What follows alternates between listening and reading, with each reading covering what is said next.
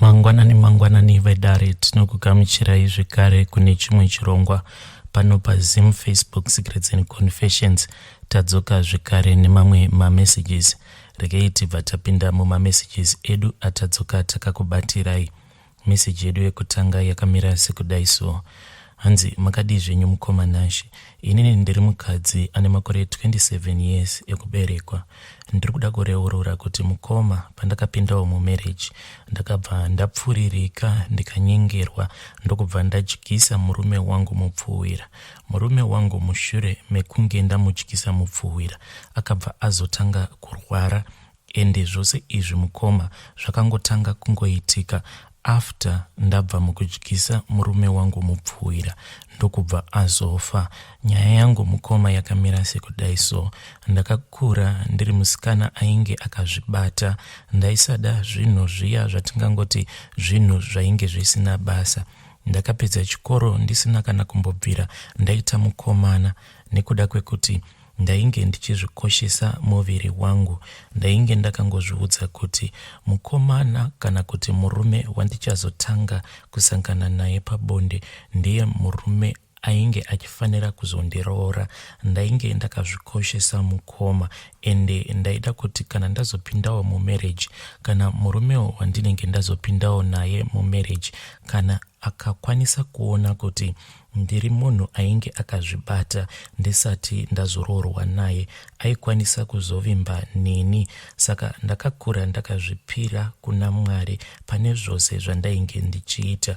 Dzimwe shamwari dzangu dzakatotanga kutoita vakomana tichitori kumaform 3, vamwe vachitondiudza kuti vaitopota vachitotiza kumba vachitoenda kunorara kudzimba dzemaboyfriends avo.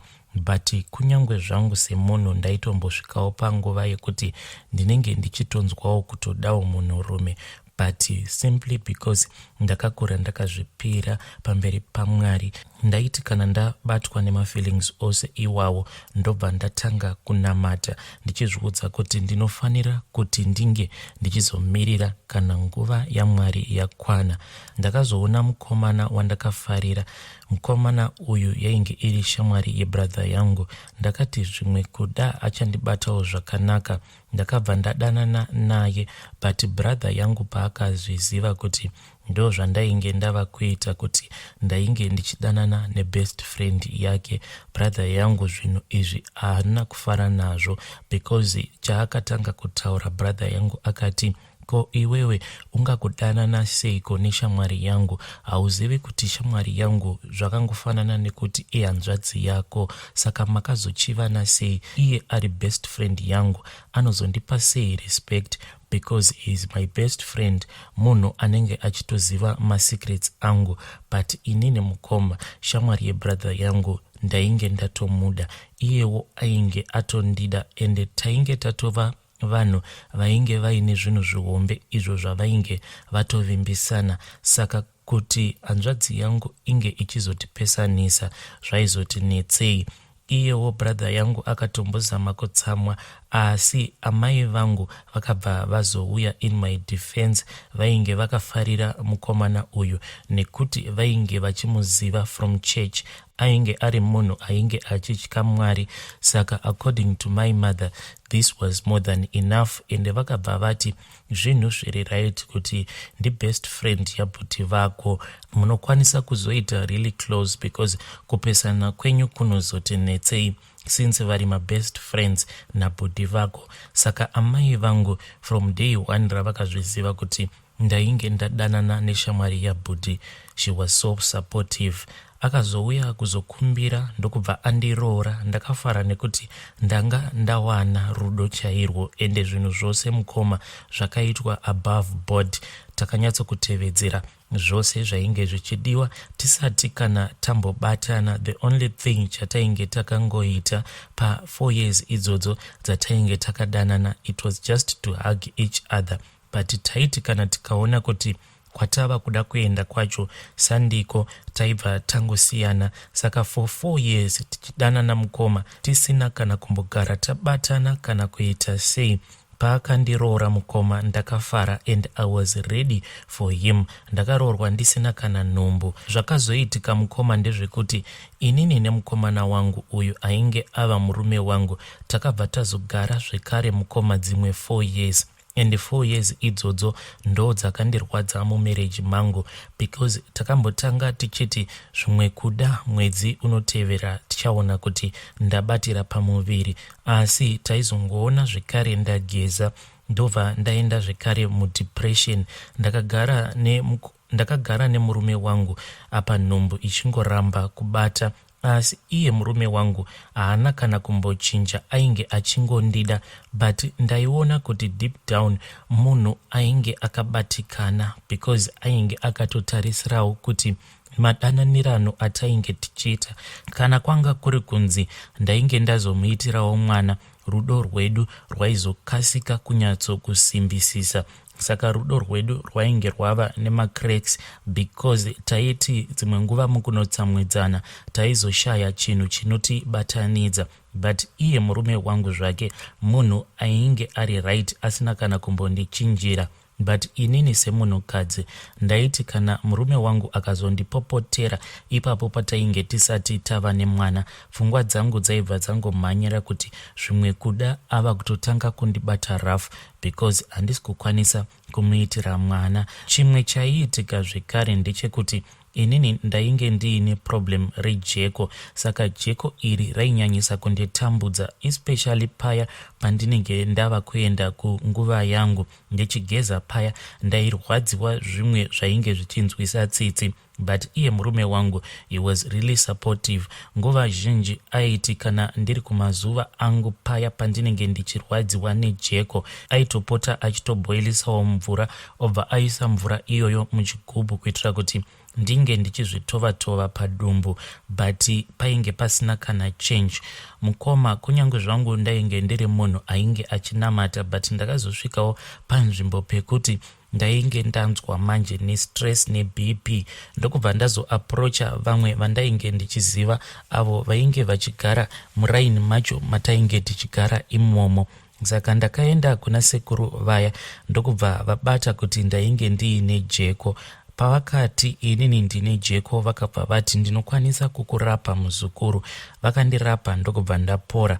Pasina kana nguva ndakabva ndakwanisa kubatira pamuviri. Ndakabva ndaita mwana wangu musikana, ndo kainge katoriwo kekutotanga kutosungirwa, ndokubva ndaenda kumba kwedu for about a month. Ipapo mukomanashi ndipo pandingangoti ndipo pakatanga misodzi yangu. Murume wangu iyewo at that time ainge ava kuita zvekudhiraivha. Achidhiraivha kudaro akabva azotanga kudanana neumwe mukadzi. Mukadzi uyu anorakidza kuti akatanga achimutakurira zvinhu zvake, because mukadzi uyu aiva nekamwe kabusiness kake. Saka murume wangu kwainge achienda achidhiraivha ndiko kwainge kuchihodhera mukadzi uyu. Saka ndo pavakabva vatanga kudanana. Ndakati ndadzoka kumba kwangu, murume wangu akabva achinja. Even the day randasvika mukoma, ndakasvika ndichida kumuti ange achibatawo mwana, but mabatiro acho aakangoita mwana, ndakangoona kuti murume wangu pane zvisina kumufadza. Ndakangonyarara zvangu, because ndainge ndisingadi noise. Ndakati zvimwe kuda haasi kukwanisa kundigamuchira inini nemwana, nekuda kwekuti ndamuzvarira mwana musikana. Mupfungwa dzangu ndakangozviudza kuti maybe murume iye anga achida mwana mukomana. Zvinhu izvi zvakandirwadza, but painge pasina hapo chekuzviita. Musi wacho wandasvika mukoma ainge achingotaura neni, but zviya zvekungotaurawo neni kuti angagoita sei, because tese tiri tu tainge tichingogara musemu imba. Ndini ndainge ndichingotonyanyisa kutaura, iye ainge achingoti ho pari bho.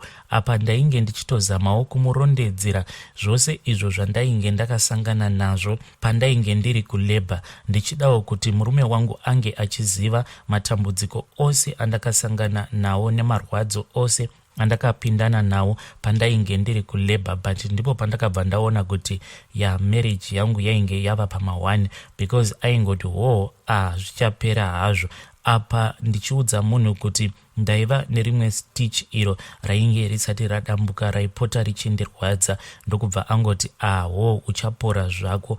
Aisamboda kana kuresponda kana kutarisana neni mumaziso, ainge akangoti ndee akatsikitsira achikoshesa foni yake, ameno kuti ainge achitaura nani. Panguva yacho iyoyo ndainge ndisati ndazvibata kuti ainge achitaura nemunhu wake. Saka pandakaona kuti murume wangu ndiyo yainge yava system yake yekuti nguva yake zhinji anenge akangotsikitsira kana abva kubasa achirakidza kuti ainge achitaura neumwe munhu, ende munhu wacho airakidza kuti ainge achimuudza mashoko anofadza, because murume wangu aiti pano nepapo obva anyemwerera zvake. Kana ukamubvunza kuti ko ndianiko vakufadzai pafoni kudaro, iye aibva ati ndiri mune rimwe group remajokes. Kana ukamuti chindipai foni tionei, iye aibva angoti pane zvimwe zvinhu zvandiri kuda kuita. Saka zvandakazoita mukoma ndezvekuzoti ndakabva ndazobata pini yake, ndokubva ndazotaimira akarara, ndokubva ndazoba foni yake uri usiku ipapo, ndokubva ndaona kuti aiva neumwe mukadzi uyo waainge achitaura naye. Ndakatora nhamba dzemukadzi uya. Mangwana makuseni murume wangu akati adzokera kubasa, ndokubva ndatora nhamba dzemukadzi uya dzandainge ndaba mufoni yemurume wangu, ndokubva ndafonera mukadzi uya. Asi mukadzi uya akabva atanga kundituka. Mukadzi uyu ainge achitoziva everything about me. Akanditukirira mukomanashi. Ndakarwadziwa zvekuti dai ndanga ndisingayamwisi ndaizviuraya, because akandiudza everything about me. Zvose zvandinoita pabonde ainge achitozviziva, kunyangwe mamiriro enhengo yangu mukoma handina chandisina kukudzwa, zvichireva kuti murume wangu paakatanga kudanana naamai ava, iye ainge akaudza amai ivavo kuti chasakisa kuti iye ange achibuda mumba inhau yekuti haasi kukwanisa kugutswa nemudzimai wake kumba, because mukadzi iyeye ndo mashoko aakandiudza. Akanditi murume wako ndainge ndisingambomudi inini, but iye ndiye akazototanga kundidembera achindiudza kuti kumba uku hakuna kana chiriko, hapana kana chandinombonzwa kana ndakarara nemudzimai wangu. Saka nemadembero acho aainge achindiitira nemanetsero ari kuita vanhurume, ndakabva ndangoona kuti regai zvangu ndizvitorere murume uyu wandapiwa naMwari. Amai mwana, mangatozviluza izvi. Maifanira kunge makaita zvinhu zvinoitawo kuti murume wenyu ange achizofarawo, achizofadzwawo nemi kana muri pabonde, but makatozviluza kudhara, because zvaakasvika akasangana nazvo pandiri amai mwana pamuri azvipo. Ndakarwadziwa mukomanashi. Ndakabva ndangokandirawo foni yangu kure, because mukadzi uyu ainge aita kundidescribe kubva kuvhudzi rangu kusvika kutsoka dzangu. Ndakati ndozviuraya here, but mukoma ndakabva ndati saka ndikazviuraya izvezvi then mwana wangu ndobva ndaita sei naye? Ndobva ndaurayawo here nemwana wangu uyu? Ndakati ndichifunga kudaro ndikabva ndatarisa mwana wangu. Ipapo mwana wangu ainge achitondifarira. Mwanawo hapana chaanenge achitozivawo kuti uri mumastresses akaita sei. Pandakamutarisa mwana wangu achindisekerera, ndakabva ndarwadziwa. Ndikaona kuti inini zvangu ndinokwanisa kuzviuraya, but kuti ndinge ndichizourayawo kacheche aka ndinenge ndatadzira Mwari. Ndopandakabva ndaregedza pfungwa, ndopandakabva ndazosiya pfungwa idzodzo dzekuti ndinge ndichizviuraya. Murume wangu ndakabva ndazomubvunza nerimwe ramazuva pandakaona kuti iye ainge akafarisa, and the way yacho yandakamubvunza nayo mukomanashi, ndakamubvunza in a way yekutoti it was a polite way, ndichitomubvunza murudo, because ndakangotanga kumubvunza kuti nhai kana muine zvamunenge muchida kuti ndinge ndichigadzirawo pabhodhi yangu, ndinokumbirawo kuti munge muchindiudza kuitira kuti mune ramangwana musazobuda kunze, because handiti munoziva kuti ndinokudai sei. Iye mukoma kunze kwekuti ange achida kurizinana neni akabva atotanga kuita hasha, meaning kuti ainge atosuspecta already kuti mukadzi uya pane zvaakandiudza. Ndakarohwa mukoma zvekuti nanhasi nzeve yangu iyi ainyatsokunzwi zvakanaka. Ndine nguva yekuti ndinenge ndichinzwa maungira panzeve yangu, because zvaakaita ndezvekuti inini naye tainge takatogara side by side, takatogara zvedu pamubhedha. Pandakatanga kumuudza, inini ndainge ndichitofungidzira kuti ndiri kutaura nemurume wangu mune nzira dzakanaka. Saka iye haana kana kundipindura. Chaakaita ndechekuti akangosimukira zvishoma, so ndisina kana kumbotarisira. Apa panguva yacho ndainge ndichitoyamwisa mwana, ndokubva andirova chibhakera. Saka sezvo akaita zvekundijuma kundirova chibhakera, akabva angonondirova panzeve apa achibatanidza nemusoro. Ndakatombodonha mukomanashi ndokuzotopepuka pava paya. Chinhu chakandipepudza imhere yainge ichiridzwa nemwana. Iye ainge achizama kusvusvudzira mwana kuti mwana ange achinyarara, but ainge achizviita zviine hasha mukati. Pandakazopepuka kudaro ndo pandakaona kuti pafloor painge pakazara ropa. Ndainge ndichibuda ropa nemumhino nekusaidi ikoko uko kwaainge andirova kuright side. Nzeve yangu nanhasi mukoma haina kana kuzotombopora, because zvakaitika mukoma iye akabva andikumbira ruregerero, akandiudza kuti ndisaudza hama dzangu kuti iye ainge andirova. Ndokubva azongoenda neni kwaprivate. Pandakaenda ikoko ndakazongopiwa mamwe mapiritsi ndichinzi mapain killers, mamwe acho achinzi ainge achizoita kuti ndisazoita infection yemunzeve, but zvinorakidza kuti mapiritsi acho haana kushanda, akangoshanda panguva yacho iyoyo. But nzeve yangu mukati mayo umu ndaitoti kana ndikazowanawo mari ndinofanira kuti ndinge ndichizoenda kunovhenekwa kwadokta. Ndakazofungawo kuti ndochengetawo imba yangu sei. Ndokubva ndazonzwa nezvevamwe gogo vainge vachinzi vanobatsira, vachinzi vainge vakabatsira vakadzi vazhinji vainge vachisangana nematambudziko iwawo andainge ndichisangana nawo. Ndakati ndaenda kwagogo ivavo ndokubva vazondipa izvo zvavakandipa, wainge wakaita mupfuhwira. Ndikabva ndanzi ndinge ndichizopa murume wangu, asi anofanira kudya chikafu chinenge chisina kurara. Ivo vakangonditi kana akadya chikafu chinenge chakarara zvinokwanisa kuzomukanganisa mudumbu make. Ndakabva ndadzokera zvangu kumba, ndakagadzira chikafu chiya ndichiti munhu anodzoka. Saka ndakati ndabika musi iwoyo, murume wangu ndokubva anonoka zvake kudzoka kubva kwaainge ari. Sevanhu vekuti tainge tisisina good communication, akangosvika mumba. Paakasvika mumba, inini ndainge ndakabatirwa nehope. Ndakangomuka ndiri kuhope kuya. Zvese zviya zvekuti ndainge ndapfuhwira murume wangu ndakabva ndazvikanganwa. Ndakangoenda ndiri kuhope kudaro ndokubva ndanomuvhurira door kukitchen. Iye akabva apinda asina kana kumbotaura neni. On that day murume wangu ndakatonzwa kuti ainge achitonhuhwa doro, zvichireva kuti munhu ainge atopindwa nemweya wekunwa doro. Ndakabva ndangosiyana nazvo pese ipapo mukoma. Handiziviwo kuti wai ndakabva ndangorivara kuti chikafu chiya chandainge ndamugadzirira ndaifanira kuti ndinge ndichizochirasa. Inini ndakabva ndadzokera kubedroom. Akabva anditevera, haana kana kumbotaura neni. Ndokubva angokurura bhutsu dzake nebhachi rake raainge akapfeka ndokubva abuda. Paakabuda murume wangu, inini ndakafungidzira kuti zvimwe kuda ari kuenda kubath kunogeza, sezvo imba yatainge tichigara cottage imwe yainge iine bathroom nematoilets mukati. Saka ndakangoti musiyei munhu ari kuenda kunogeza, handidi zvemuromo. Wes munhu akadhakwa kudai anokwanisa kuzotokusimudzira mhepo. Izvo murume wangu ainge aenda kukitchen ndokubva anotora nyama ndokubva adya sadza akabva arisiya. Mangwana makuseni mukoma ndo pandakabva ndaona kuti plate